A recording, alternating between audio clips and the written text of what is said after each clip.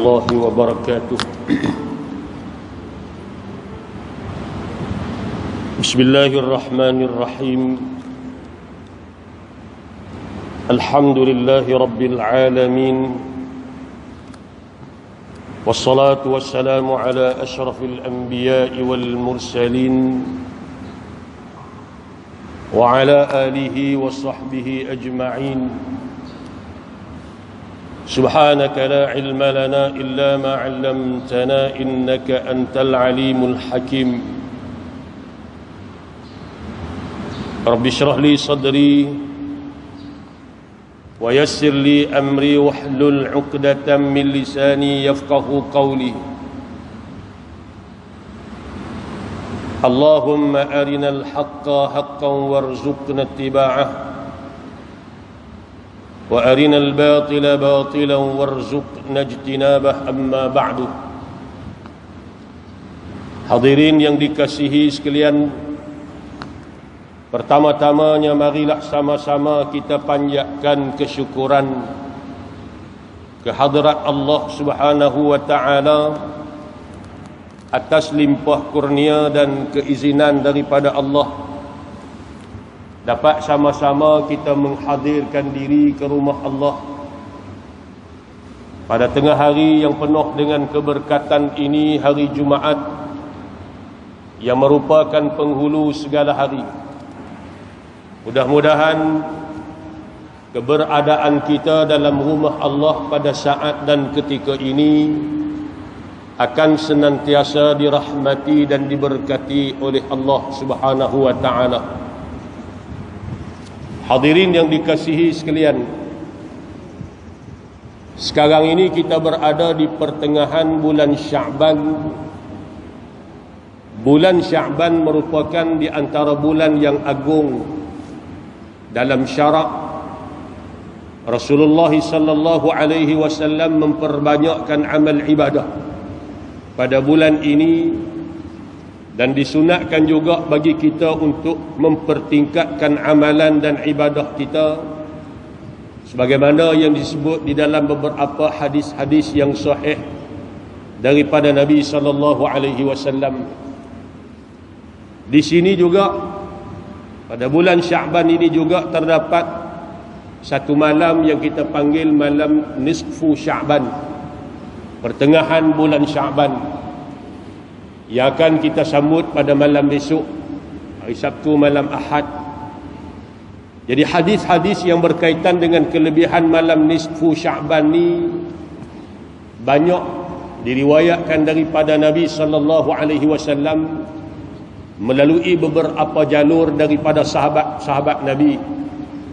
Di antaranya melalui Abu Musa al-Ash'ari radhiyallahu anhu, Sayyidatina Aisyah radhiyallahu anhu, Abu Tha'labah radhiyallahu anhu, Abdullah bin Amr radhiyallahu anhu, Mu'adz bin Jabal radhiyallahu anhu, Abu Hurairah radhiyallahu anhu, Sayyidina Abu Bakar Siddiq radhiyallahu anhu. Banyak sahabat-sahabat yang meriwayatkan, menceritakan apa yang Nabi sebut berkaitan dengan kelebihan malam nisfu Sya'ban ini. Di antara yang diriwayatkan daripada Nabi sallallahu alaihi wasallam, riwayat daripada Abi Musa al-Ash'ari menceritakan tentang kelebihan malam nisfu Sya'ban ni. Nabi sebut, innallaha la yattali'u fi lailatin nisfi min Sya'bana fayaghfiru li jami'i khalqihi illa li musyrikin aw musyahin. Yang bermaksud, sesungguhnya Allah Subhanahu wa taala melihat, memandang dengan pandangan rahmat pada malam nisfu Sya'ban yang akan kita sambut malam esok. Kemudian Allah mengampunkan semua makhluknya kecuali orang-orang yang melakukan perbuatan syirik atau orang-orang musyrik yang mensyirikkan Allah, dan juga orang-orang yang bermusuhan sesama saudara seagama dia, maknanya bermusuh-musuhan, berkelahi dan sebagainya lah. Jadi pada malam tersebut Allah Subhanahu wa taala memberi keampunannya seluas-luasnya kepada makhluknya. Namun di sana ada golongan yang Allah kecualikan daripada mendapat pengampunan Allah, yakni mereka yang mensyirikkan Allah dan mereka yang bermusuhan di antara sesatu sama lain. Itu riwayat daripada Abi Musa al-Ash'ari radhiyallahu anhu. Dalam riwayat daripada Sayyidatina Aisyah radhiyallahu anha, Nabi sallallahu alaihi wasallam bersabda, "Inna Allah Ta'ala yanzilu lailatan nisfi min Sya'ban ila sama'id dunya fayaghfiru li aktsara min adadi sya'ri ghanami kalb." Yang bermaksud, sesungguhnya Allah Ta'ala turun, yakni rahmat Allah turun ke langit dunia pada malam nisfu Sya'ban. Kemudian Allah mengampunkan sebanyak bilangan bulu kambing pengawal. Makna banyak. Keampunan Allah itu turun dengan mencurah-curah pada malam nisfu Sya'ban ini. Riwayat yang kedua daripada Sayyidatina Aisyah radhiyallahu anha. Riwayat yang ketiga daripada Abi Tha'labah. Nabi sallallahu alaihi wasallam bersabda, "Idza kana lailatun nisfi min Sya'ban, ittala'a Allahu ila khalqihi fayaghfiru lil mu'min wa yumli lil kafirin wa yada'u ahlal hiqdi bihiqdihim hatta yada'uhu." Kata Nabi sallallahu alaihi wasallam, apabila tiba malam nisfu Sya'ban, Allah memandang dengan pandangan rahmat kepada makhluk-makhluknya. Kemudian Allah Subhanahu wa taala mengampunkan orang-orang yang beriman serta mengabaikan orang-orang yang kufur, kerana Allah tak peduli. Dan Allah membiarkan juga orang-orang yang ada sifat dengki dengan dengkinya, sehinggalah mereka itu meninggalkan sifat dengki tersebut. Ini di antara golongan yang Allah kecualikan mendapat rahmat Allah pada malam nisfu Sya'ban, sedangkan malam itu keampunan Allah Subhanahu wa taala turun dengan mencurah-curah. Maka setelah melihat kepada hadis-hadis yang kita baca itu sebahagian, saya tak baca habis, banyak lagi. Ada beberapa riwayat lain, 4-5 hadis lagi yang menceritakan tentang kelebihan malam nisfu Sya'ban ini. Setelah melihat kepada hadis-hadis yang berkaitan menceritakan kelebihan nisfu Sya'ban ini, maka telah berlaku perselisihan di kalangan para ulama dalam menyatakan hukum berkaitan dengan hadis-hadis ini, adakah sahih dan sebagainya. Maka sebahagian ulama mengatakan hadis ini hadis sahih berdasarkan hadis-hadis yang kita baca tadi, menceritakan tentang kelebihan rahmat Allah yang turun pada malam nisfu Sya'ban ini. Dan di antara apa yang dapat kita ambil pengajaran ataupun dapat kita petik, difahami, apa yang dapat kita faham daripada hadis-hadis yang dibacakan tadi, yang pertama,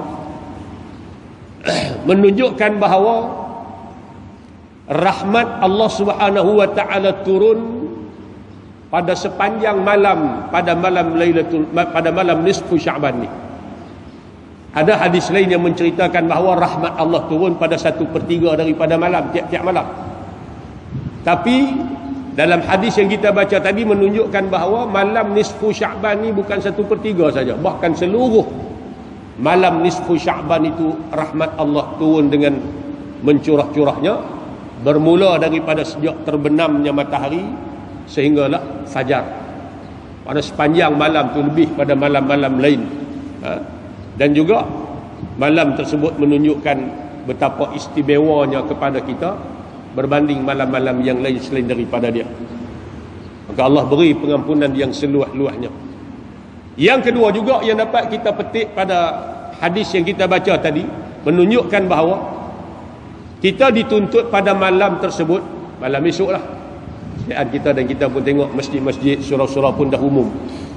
Bahkan di peringkat negeri pun dia dianjurkan program malam esok di Masjid Zahir kan, sempena dengan malam nisfu Sya'ban ni. Maka pada malam ini kita dituntut untuk memperbanyakkan berdoa kepada Allah.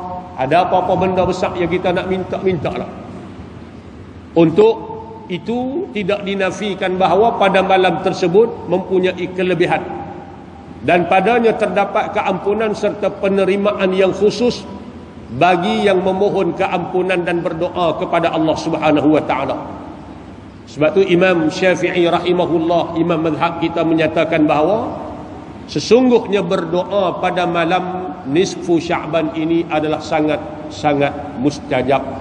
Doa yang kita panjatkan pada malam nisfu Sya'ban ini sangat diperkenankan oleh Allah Subhanahu wa taala sepanjang malam. Bermula daripada maghrib sehinggalah fajar. Jadi waktu yang kita ada tu cukup luas untuk kita minta pada Allah Subhanahu wa taala. Dalam hadis yang lain juga menunjukkan keampunan Allah Maha luas, antaranya hadis yang bersifat, di antaranya juga menunjukkan rahmat Allah yang luas, dan Allah mengampunkan dosa-dosa kita, kecualilah tadilah orang yang syirik kepada Allah, orang-orang yang bermusuhan, orang-orang yang ada sifat hasad dengki dalam diri dia, maka dibiarkan dia dalam keadaan dengkinya itu, tidak diberi keampunan oleh Allah Subhanahu wa taala. Hak selain daripada tu minta ampun pada Allah, Allah akan beri keampunan yang seluas-luasnya kepada kita. Tuan-tuan hadirin yang dikasihi sekalian, maka di sini kita tengoklah di antara amal-amal yang dituntut kepada kita adalah memperbanyakkan. Tidak ada satu amalan khusus lah. Tidak ada satu amalan khusus yang boleh kita nisbahkan kepada Nabi SAW, cuma disebut secara umum. Perbanyakkan berdoa, perbanyakkan minta keampunan, perbanyakkan membaca Al-Quranul Karim, sembahyang sunat, berzikir dan sebagainya. Cuma alim ulama' tok guru kita dulu, dia susullah buat malam nisfu Sya'ban ni kita baca Yasin. Tak jadi masalah baca Yasin ni bila pun tak apa. Cuma kita tak sandarkan perbuatan ni kepada Nabi, dan kita tak kata wajib pun. Cuma kita buat. Paling-paling tak ada pun kalau malam tu kita terlena pun, awal tu maghrib isyak tu kita dah selesai dah 3 kali Yasin, banyak tu. Nah. Cuma ulama kata hak baca kali pertama tu mintalah pada Allah supaya Allah panjangkan umur kita dalam kebajikan. Baca hak kali kedua minta pada Allah supaya Allah murahkan rezeki kita, beri keberkatan pada rezeki kita, rezeki yang halal. Baca pula kali yang ketiga minta supaya Allah tetapkan iman kita, mati pun dalam keadaan beriman Islam. Mana iman kita kukuh teguh sampai kita mati. Tak ada masalah kita nak baca Yasin, baca lah. Cuma jangan sandak ke Nabi. Kata Nabi buat Yasin 3 kali, tak boleh lah. Ataupun kata wajib malam nisfu Sya'ban baca Yasin, tak boleh lah. Selama mana kita buat tadi ni atas dasar malam tersebut digalakkan kita untuk melaksanakan amal ibadah apapun, baca Qurannya, sembahyangnya, zikirnya. Jadi di antara amal yang boleh dilakukan oleh semua orang dalam berjamaah ni, mudah untuk kita baca Yasin, kan?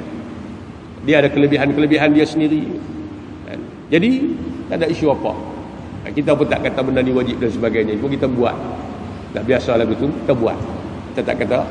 Cuma secara umumnya digalakkan untuk kita membaca Al-Quran. Bahkan boleh, bahkan dituntut kita baca surah-surah dan ayat-ayat yang lain pada malam nisfu Sya'ban tadi ni.